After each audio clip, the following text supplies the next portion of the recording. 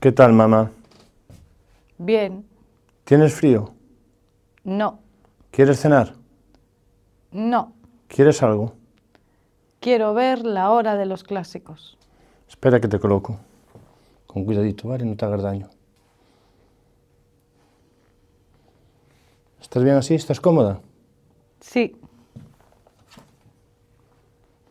Ahí está, Carballiño Televisión. Y a punto de comenzar La Hora de los Clásicos. Y ustedes, pónganse cómodos, apaguen la luz y no se muevan porque enseguida comenzamos.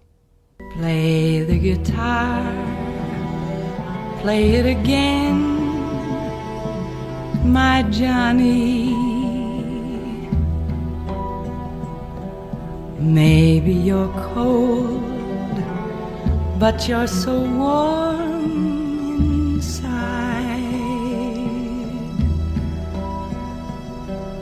I was always a fool.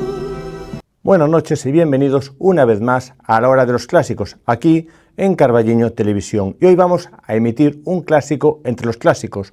Hoy vamos a ver la película Psicosis, rodada en el año 1960 por el mago del suspense Alfred Hitchcock.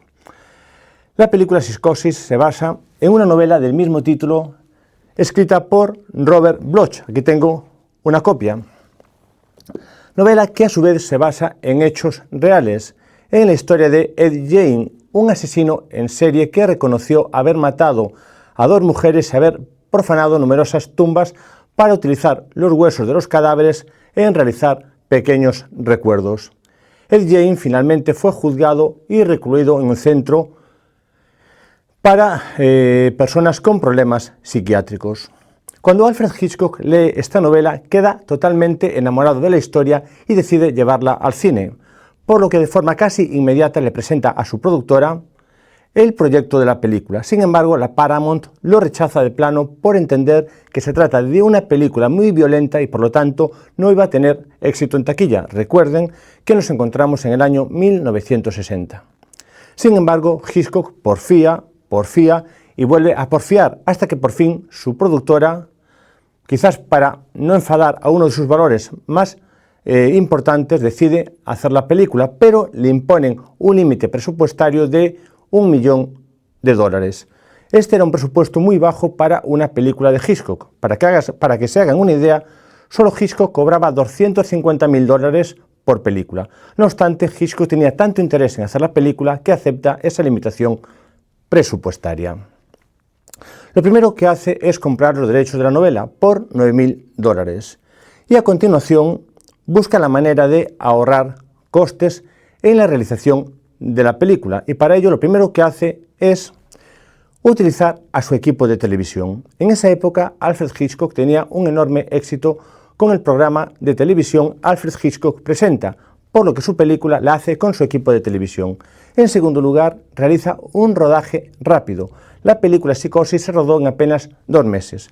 En tercer lugar, la rueda en blanco y negro. Seguramente muchos de ustedes se habrán preguntado en más de una ocasión por qué Psicosis, rodándose en el año 1960, se rueda en blanco y negro. Pues fue simplemente para abaratar costes. Además, contrata como protagonista a Janet Leigh, que acepta trabajar por el 25% de su caché, únicamente por el placer de trabajar con el mago Alfred Hitchcock. Y finalmente, y lo más importante, Alfred Hitchcock hace esta película de forma gratuita, pero, cuidado, reservándose el 60% de los ingresos de taquilla.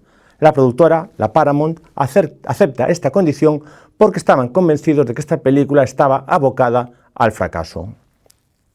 Cuando empieza el rodaje, enseguida Hitchcock empieza a mostrarse muy celoso del guión y del final de la película. No quería, bajo ninguna circunstancia, que el público supiese cómo acaba Psicosis. Por ello, lo primero que hace es ordenar que se compren todas las novelas de Psicosis que se encontraban a la venta. Y luego reúne en el plató a todo su equipo y les obliga a jurar con la mano en alto que no van a revelar ni el guión ni el final de la película. Además, en la claqueta, como esta, que servía para iniciar cada jornada de trabajo, no se indicaba el título de la película, y los propios actores, protagonistas, Anthony Perkins, Vera Miles y Janet Leigh, hasta el final ignoraron cómo iba a terminar la película. Una vez que concluye el rodaje, Alfred Hitchcock sigue muy celoso con el secreto de esta película, hasta el punto de que al comenzar la promoción de la misma veta a Anthony Perkins y a Janet Leigh. Les prohíben participar en la promoción de la película para evitar de este modo que los periodistas les sonsacasen el final de la película. Pero Hitchcock va mucho más allá. Impone a todos los cines que quieran exhibir esta película la obligación de cerrar las puertas en cuanto comienza la proyección. Esto, que en aquel momento podía parecer un capricho de Alfred Hitchcock, a partir de este momento se convierte en algo habitual, y a partir de este año 1960 los cines toman como costumbre cerrar las puertas en cuanto comienza una proyección. Además, Hitchcock obligó a todos los cines a colocar carteles advirtiendo al público que no comentasen el final de la película. Recuerdo un cartel más o menos gracioso que decía algo así: si usted no es capaz de guardar un secreto, después de ver la película no se relacione con nadie. La película se estrena y los críticos la reciben con cierta frialdad. Sin embargo, el público acude en tropel a ver Psicosis, convirtiéndose en la película más popular de Alfred Hitchcock. Recuerden que hace un momento les he dicho que Hitchcock no cobró nada por hacer la película, pero que se reservó el 60% de los ingresos de taquilla. ¿Saben cuánto ganó Alfred Hitchcock con Psicosis? 15 millones de dólares. Repito, 15 millones de dólares. Desde luego los productores eran unos visionarios. Como era habitual, al estrenarse una película de Alfred Hitchcock, el maestro del suspense recibía numeroso correo de su público y admiradores, y en este caso recibió una carta de una mujer que le reprochaba el haber hecho una película tan sangrienta, porque su hija pequeña se negaba a bañarse sola. ¿Saben lo que le contestó a esta señora el bueno de Hitchcock? Señora, coja a su hija y llévala a una lavandería.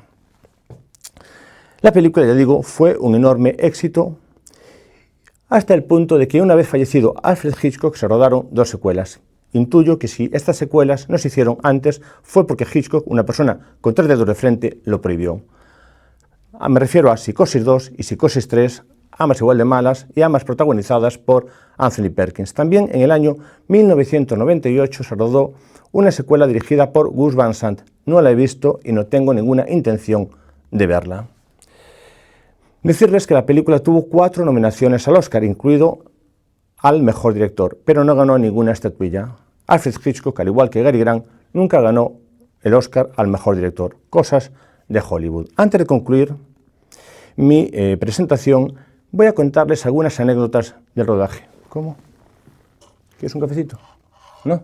Vale. ¿Te gusta el programa? Sí, el presentador está un poco loco, pero el programa se deja ver, ¿verdad? Bueno, continuamos. Como les decía, les voy a contar algunas anécdotas del rodaje.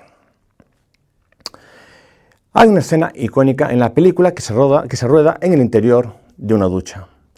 La película se rodó en 2 meses. Pues bien, esta escena, que apenas dura 40 segundos, tardó 7 días en rodarse y se emplearon más de 40 planos diferentes. ¿Qué quiero decir? Que en esa escena vemos la imagen desde más de 40 puntos diferentes.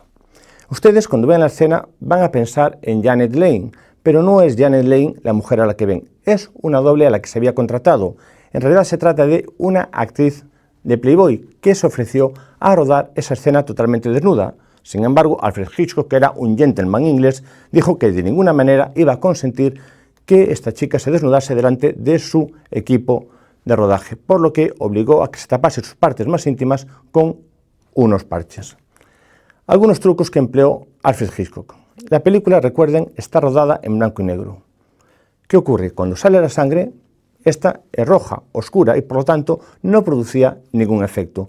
Para subsanar este problema, lo que ustedes van a ver no es sangre. ¿Saben lo que es? Sirope de chocolate. Además, cuando ustedes oigan el ruido de una puñalada, lo que en realidad están oyendo es como un cuchillo entra en el interior de un melón. Fíjense lo tramposo que era Alfred Hitchcock. En un primer momento, Alfred Hitchcock pensó que esta escena quedaba mucho más tétrica sin música. Sin embargo, el compositor de la banda sonora insistió en meter música en esta escena. Alfred Hitchcock hizo la prueba y finalmente le dio la razón al autor de la banda sonora y decidió que la escena fuese con música. Más anécdotas. Supongo que todos ustedes tienen en su mente la imagen de esa mansión, de esa casa en la que viven Norman Bates y su madre. Pues esto no fue una idea original de Hitchcock, sino, voy a coger mi chuleta, que está inspirada en un cuadro pintado en el año 1925 por Edward Hopper y que se titula The House by the Railroad. Ahora mismo deberían estar viendo la comparación entre la casa de la película y la casa del cuadro. Por cierto, esa casa todavía pueden ustedes verla en los estudios Universal. Otra anécdota, es la primera película de la historia en la que sale un plano corto con un desagüe, con un inodoro desaguando. Quizás les parezca una tontería, pero repito, estamos en el año 60 y todavía la censura ejercía una fuerte influencia sobre el mundo del cine. Comentarles también que la actriz Vera Miles sale durante toda la película con una peluca, puesto que venía de rodar un film en el que le obligaron a cortar el pelo. Finalmente, y para terminar, me imagino que ustedes están pensando qué ocurrió en España cuando en el año 61 pretendieron estrenar esta película. Pues imagínense a un censor con la tijera y con la mirada de Anthony Perkins. Hizo una auténtica avería en la película. La escena icónica, que dura 40 segundos, fue totalmente recortada. No se ve ninguna imagen femenina y solo se ve el cuchillo 2 veces. Y lo que es peor, la película original que ustedes van a ver de inmediato comienza en una habitación en la que se encuentran Jean Gabin y Janet Leigh. Ella aparece desnuda, de cintura para arriba, con un sujetador blanco. Pues bien, esa escena fue totalmente suprimida por la censura española y la película comienza cuando Janet Leigh entra a su lugar de trabajo. Con lo cual, cuando posteriormente aparece Jean Gabin, la gente se pregunta, ¿y este quién es?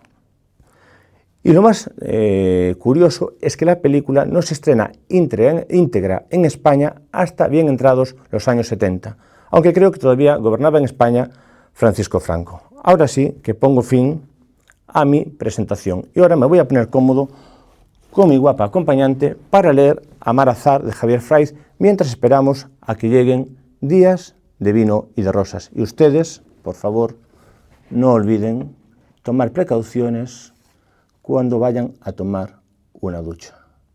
Y mis productores bien harían en traerme las películas que les pido.